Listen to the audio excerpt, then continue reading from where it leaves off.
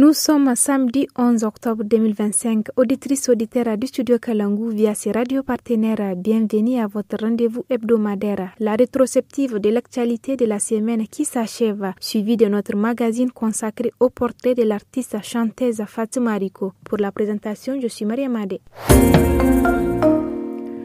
Bonsoir à tous. Nous débutons la rétrospective de la semaine avec la visite du président de la République dans la région de Tillabéri le week-end dernier. Le général d'armée Abdourahmane Tchani s'est rendu à Tillabéri et à Tera dans la zone des 3 frontières. À Tera, devant les populations, il a abordé la question de l'insécurité qui touche la région depuis plusieurs années. Le chef de l'État a ensuite réaffirmé son engagement à créer les conditions nécessaires pour restaurer la paix dans le département. Ces propos sont recueillis par notre correspondant Moussa Boukari Kanda. La situation sécuritaire qui prévaut dans la zone de Tera est la principale préoccupation de tous. Une situation qui sévit il y a plus de 10 ans. Mais plaise à Dieu, petit à petit, nous arriverons à rétablir la quiétude. Nous faisons cette promesse car c'est un engagement des forces de défense et de sécurité du Niger. Donc par la grâce de Dieu, la paix et la sécurité reviendront dans la zone de Tera. Les questions sécuritaires ne concernent pas que les militaires. C'est une responsabilité pour tous. Et c'est pour cela que nous disons la Boussandino Zantian Kassani. Chaque Nigérien doit donc apporter sa contribution à nos forces de défense pour sauver notre pays. Le ministère du Commerce et de l'Industrie a rappelé dans un communiqué du 2 octobre 2025 que l'interdiction d'exporter les riz, le mil, le sorgho, le niébé et le maïs reste en vigueur. Écoutons respectivement Ousmane Yakouba, point focal de la Chambre régionale d'agriculture de Gaïa, et Alhaji Ado, président des commerçants de Konni. Ils sont au micro de nos correspondants Fadel Alou et Asmane Moussa Arzika. Nous souhaitons même que le gouvernement accentue cette mesure d'interdiction d'exportation des vivres, car elle a rendu les vivres moins chers. Cette année, le sac de riz non décortiqué qui se vendait l'an dernier 20 à 22 000 francs CFA sur le marché ne dépasse que 10 000 francs. Les gens ont vu l'importance de cette décision. Les céréales sont accessibles et disponibles sur le marché. C'est vraiment une bonne chose. Si l'État prend une décision, nous voulons qu'elle soit bénéfique à la population. De la finance dans cette rétrospective de la semaine, le 30 septembre dernier, la Banque centrale des États de l'Afrique de l'Ouest, BCEAO, a lancé officiellement la plateforme interopérable du système de paiement instantané de l'UEMOA. Studio Kalangu a sollicité l'analyse de l'économiste Adamou Louche Ibrahim, qui pour lui cette infrastructure permettra de transferts et paiements en temps réel. Le joint par Tarnan Foudé Ahmed. Le lancement de la plateforme de l'UEMOA représente une véritable révolution dans les échanges financiers entre particuliers, entreprises, institutions et administrations publiques. Deuxièmement, la plateforme mise en place par la BCEAO repose sur une infrastructure commune, moderne et inclusive qui promet des transactions plus simples, rapides et sécurisées. Désormais, chaque citoyen de l'Union pourra ainsi effectuer ou recevoir un paiement en quelques secondes, à toute heure et en tout lieu, contre plusieurs jours auparavant. Cette innovation devrait stimuler l'économie régionale grâce au gain de temps, à la fluidité des échanges et à la promotion accrue de la finance numérique. Pour rester dans la zone IMOA, le ministre burkinabé de l'économie et des finances Aboubakar Nakanabo est désigné président du Conseil des ministres de l'IMOA pour un mandat de 2 ans. Conformément à la présidence tournante entre États membres, la décision a été prise lors de la 3e session ordinaire du Conseil au siège de la BCEAO à Dakar. Il succède à Adama Koulibaly de la Côte d'Ivoire. Sur un tout autre plan, en début de cette semaine, la 58e édition de la Kir Saleh a pris fin à Ingal dans la région d'Agadeza. Lancée le samedi 4 octobre, cette édition a pour thème à renforcer la cohésion sociale entre pasteurs et agro-pasteurs, levier essentiel pour un développement et une paix durable. Sur le site, des femmes pasteurs ont évoqué l'insécurité dans les zones de pâturage comme l'un des principaux défis auxquels elles font face dans la zone d'Ingal. Nous traversons la zone d'Ingal jusqu'à Vertamaya avec notre troupeau. Il n'y a pas de pâturage chez nous. Ça fait 1 semaine que nous sommes là. On n'a rien eu. Ce que nous cherchons chaque jour, c'est seulement de la nourriture pour notre bétail. Nous nous déplaçons tous les jours en groupe. Quand il y a des rencontres comme celle-ci, nous participons. En plus, dans notre transhumance, nous traversons des zones d'insécurité. C'est pourquoi nous nous rendons plus à l'étranger. Nous préférons rester sur place tous ensemble. L'actualité cette semaine nous amène dans la commune rurale de Ingelbeli, l'une des communes à vocation pastorale de la région de Difa. Pour le recouvrement des impôts, la mairie, en collaboration avec le groupement PEL, a organisé des séances de sensibilisation. Grâce à cette initiative, la mairie arrive progressivement à recouvrir ses impôts, indique Amina Amadou, secrétaire générale de la mairie de Ingelbeli. Elle est au micro de Mamani Idrissa. En mars, lors de notre première session, nous avions constaté un faible taux de recouvrement de l'impôt. Informé de la situation, le chef de canton a aussitôt réagi. Il a mené des tournées de sensibilisation à Boti, Ingeldweje et Gouderam, où il a rencontré les chefs de village. Pour renforcer l'action, il a créé 4 axes de collecte, chacun confié à un délégué. Nous restons confiants d'atteindre nos objectifs d'ici la fin de l'année.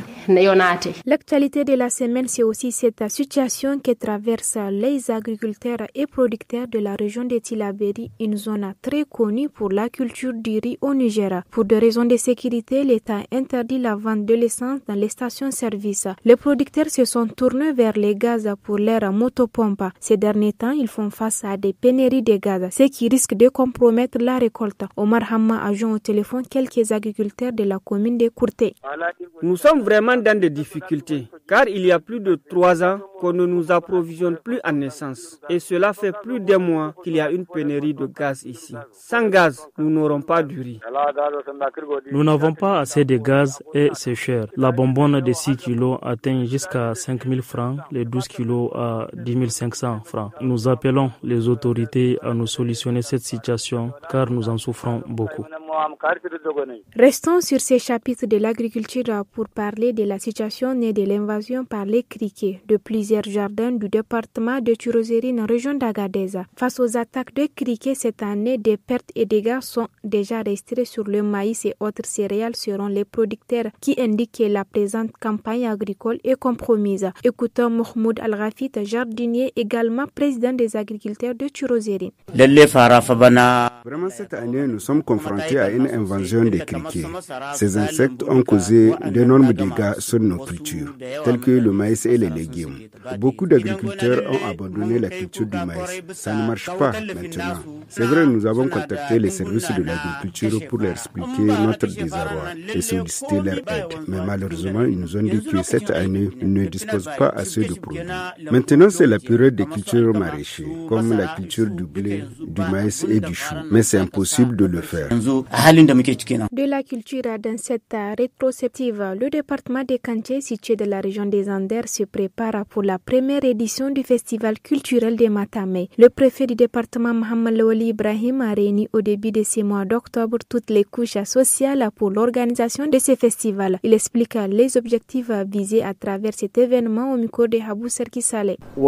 Nous sommes dans les préparatifs d'un festival que nous voulons dédier à notre tradition. Nous cherchons à travers ce festival réhabiliter certaines traditions qui sont en train de disparaître et d'autres même qui ne sont plus pratiquées. Nous voulons d'abord renforcer la cohésion sociale et la solidarité. Maintenant, nous voulons ressusciter nos traditions disparues pour les répertorier.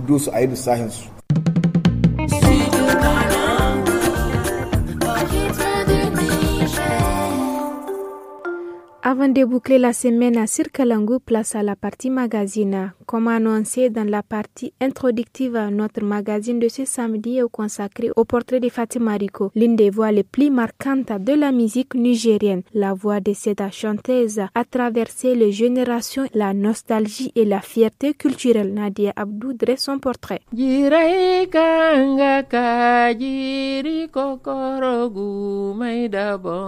voix est celle de Fatima Rico. Elle continue de captiver les cœurs par sa mélodie et la profondeur de ses textes. Figure emblématique de la culture nigérienne, Fatih nous parle de ses débuts dans la musique.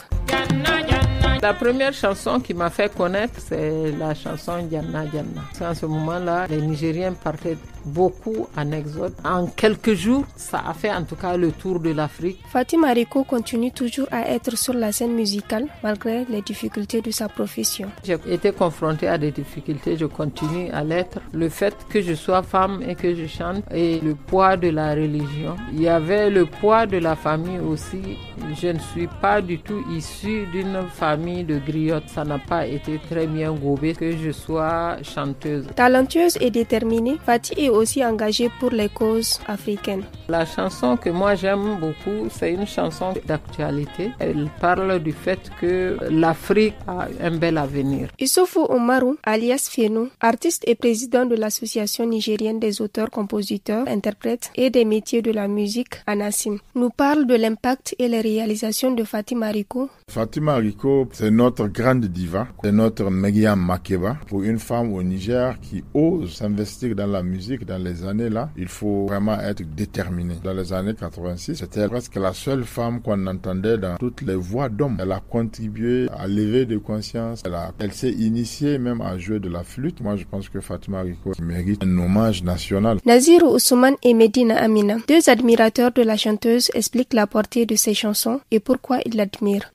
Fatima Rico, c'est une femme éveillée. Toutes ses chansons ont un sens. Je lance un appel aux autorités de mettre à sa disposition une structure où elle peut apprendre aux enfants comment écrire des chansons.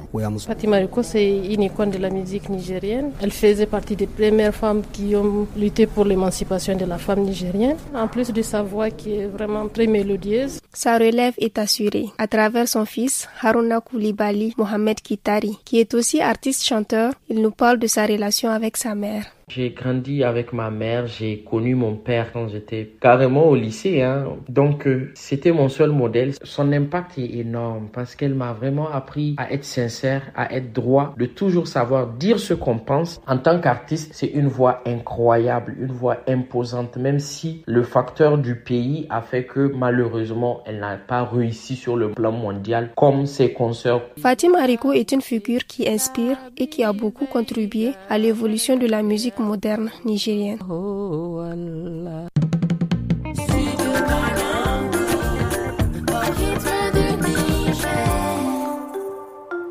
Ainsi s'achève la rétrospective de l'actualité de cette semaine. Excellent week-end à tous.